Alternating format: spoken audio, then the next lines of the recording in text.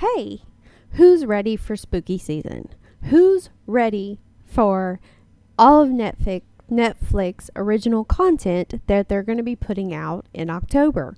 Well, they're calling it Netflix and Chills, and I have my review of the first movie that they put out on September 28th.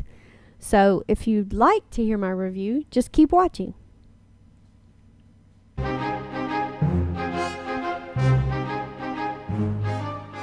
So, In the Shadow of the Moon is Netflix's first movie that they released for their Netflix and Chills series of their original content. So, the plot is in 1988, a Philadelphia police officer, Thomas Lockhart, played by Boyd Holbrook. Let's talk about Boyd Holbrook a little bit before I move on. He reminded me of so many different actors. I saw Casey Affleck in there, a little bit of Joaquin Phoenix.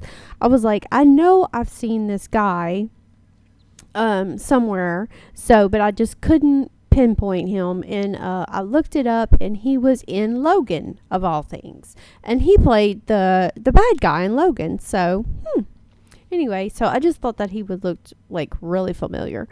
But like I said, he plays a Philadelphia police officer named Thomas Lockhart, and he's hungry to become a detective. He's doing whatever it takes, even what he's not supposed to be doing on calls, like, investigating when he's supposed to be standing behind a police line. He begins tracking a serial killer who mysteriously resurfaces every 9 years. But when the killer's crimes begin to defy all scientific explanation, Lockhart's obsession with finding the truth threatens to destroy his career, his family, and possibly his sanity.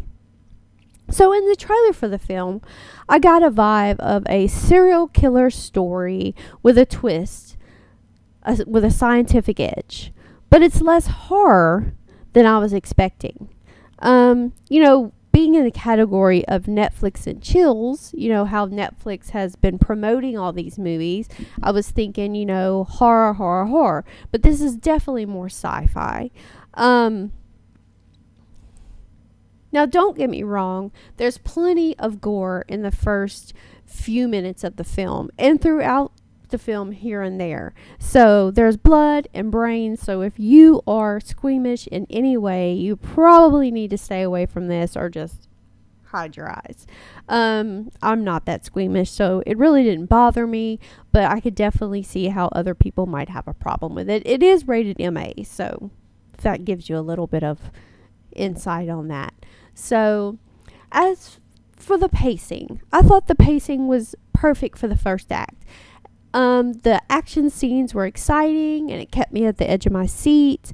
When he's chasing the killer, they're just beyond, he's getting closer, and they're getting a little bit far away. So it's great action sequences. I really, really enjoyed that.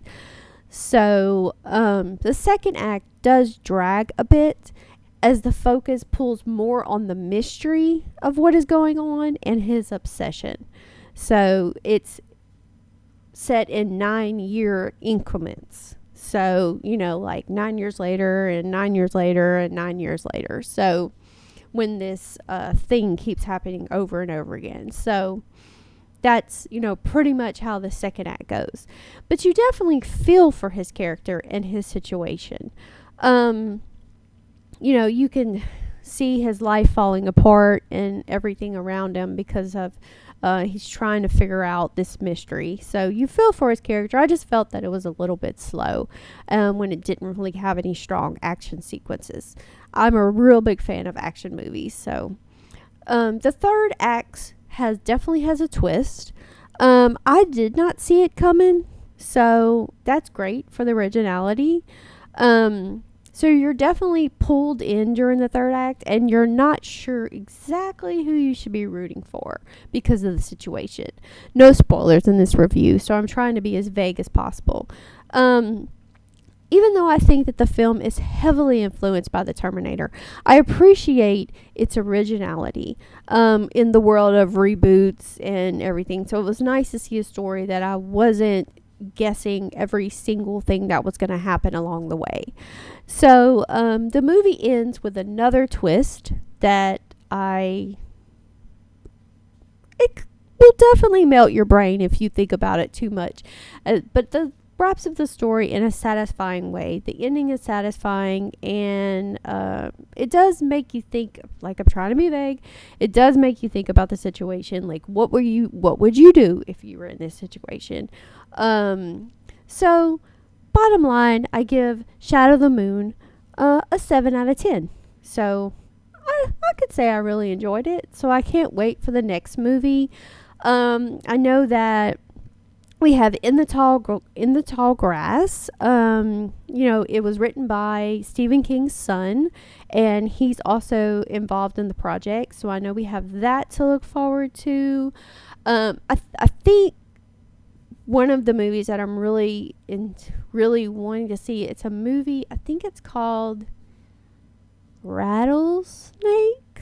I have to look it up, but that one looks really interesting, and that's, I think, October 29th, so that's going to be a little bit further down the month. So I'm going to try to catch all the Netflix and Chills movies because I'm a horror fan.